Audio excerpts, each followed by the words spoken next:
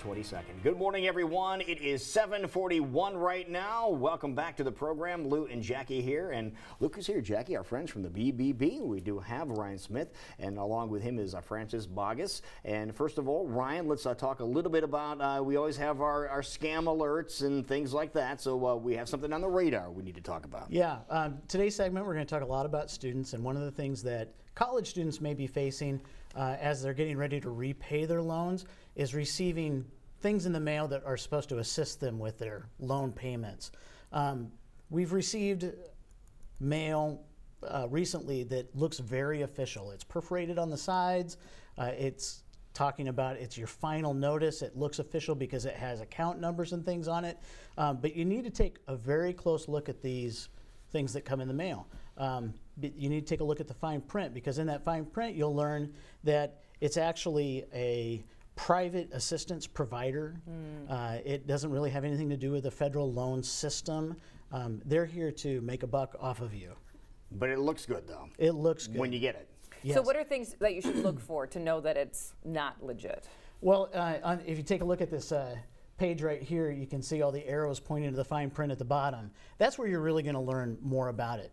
And you'll also find information on there. You want to take a look at the business's name, where they're from. Read carefully to see how they're affiliated with the student loan program. Also, go to bbb.org, take a look at the company, see what they're about. This particular piece that comes from an F-rated company. Oh, really? Yeah. Okay, that's not a good thing. No. That's about as bad as it gets. Yeah, and it looks official, so it's kind of deceptive. When you see it, you kind of panic, like, I need to take care of this right now. Yeah, that's not always the case. Don't be fooled. Well, thank you for that alert this morning. Yeah. Now, besides letting us know about accredited businesses locally and across the country, you're wonderful about giving away Torture Awards every single year, not only with businesses, but with students as well. Yeah, we just announced our Torture Award recipients for 2017. We have 5 businesses from throughout Iowa, and we have 5 students. And this morning I wanted to highlight our Students of Integrity.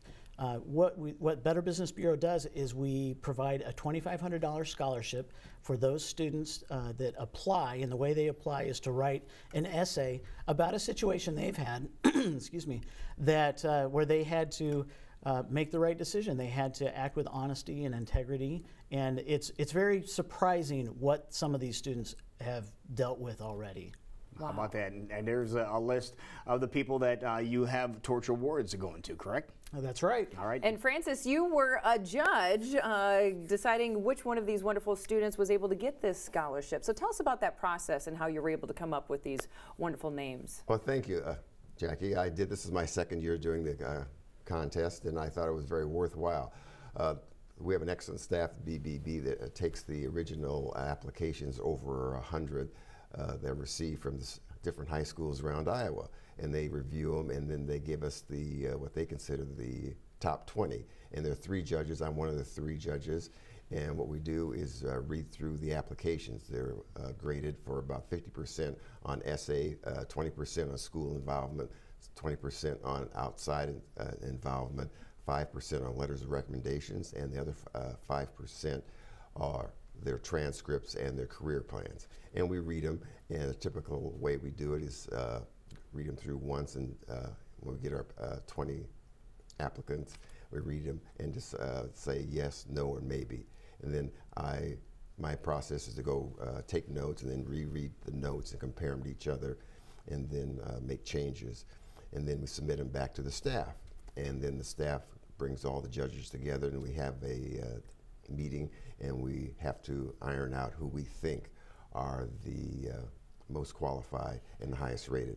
And so, like anything else in life, it involves some discussions with 3 judges from diverse backgrounds, and we make a decision about who we think. We start off with those who we agree on as the most qualified for the awards. We're looking for people who, and students who are really have something out of the ordinary. It's simply more than saying they don't want to drink during high school. It's something, career decision, that life decision that they've made based on integrity and character. They have to define it in their essay and just make a decision about how it affected their life and their thought process. It sounds like a very thorough process that you're going through. It is. But can you let us know an example of something, a story that stuck out to you when you were reading these? One example, one example is when a student who was a senior, and during his high school years, senior year, one of the students at the high school was being targeted and bullied for being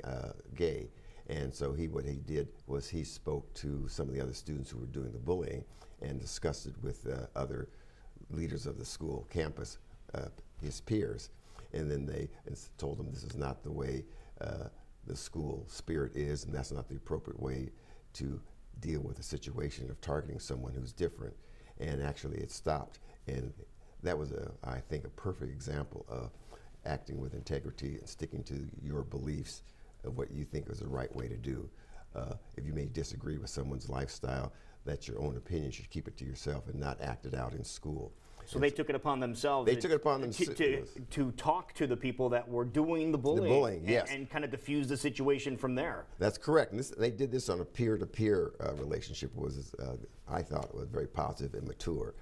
And the benefit of, I think, of this Torch Award is recognizing students simply more than academic achievements. We want that. We also want to see how they make decisions in life, because a lot of people who can go through life can make a lot of textbook decisions that are correct. But when it comes to real life situations, they're more complex and nuanced, and you have to make those decisions and determinations. And what we saw in reading these essays was a lot of good students out there, of high character, who understand what moral choices are and apply them to everyday situations. Now, Francis, you said BBB brought together judges of various backgrounds. Can you give us a little bit of your background? I'm educated as a teacher and a lawyer, and I've done both teaching in Council Bluffs and Des Moines and Omaha, and practiced law in Iowa for, practiced law in California for a number of years, and was administrative law judge in California beside private practice. Now I'm a consultant in community planning, and I work with nonprofits planning major infrastructure projects such as parks, trails, and theaters, and raising money for them.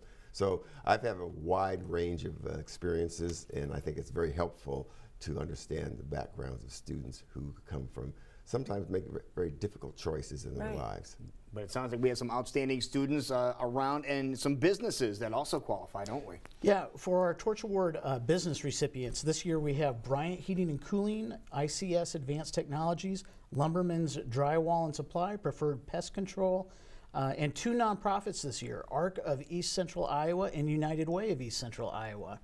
So we've got a big state. We've got businesses and students from everywhere. And so you answered another question we were going to ask, is it just for people here from Central Iowa, but you cover the entire state? We cover the entire state. We also have a Torch Awards that's specifically for the Quad Cities area. Okay, because they're so big. Yeah. Yep. And they're going to have a big presentation so everyone can know about these wonderful businesses and students that we've been talking about this morning. That's right. Thursday, April 20th at the Downtown Marriott is when we'll have our Torch Awards. And if you'd like to learn more, you can go to our website at bbb.org. Is Torch going to be there?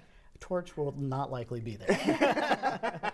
This is a serious one. So. Put a bow tie on them or something. Yeah, that'd be fun. But it's really neat that you recognize not only the students but the businesses as well every year at this time. So. Yeah, it's great. It's one of my favorite things that we do at the Better Business Bureau. Wonderful. Well, thank you, Francis, for all your great work and picking out these wonderful scholarship winners. And if people want more information about the BBB, where should they go? They can go to bbb.org. You can also give us a call at 515-243-8137 or stop by the shop at 2625 Beaver Avenue. Perfect. That's it. It is 7:50 right now, and hopefully you can't stick around. We will be right back, and when we come back, it'll be time for Totally Serious News, talking about fake milk that is really real milk.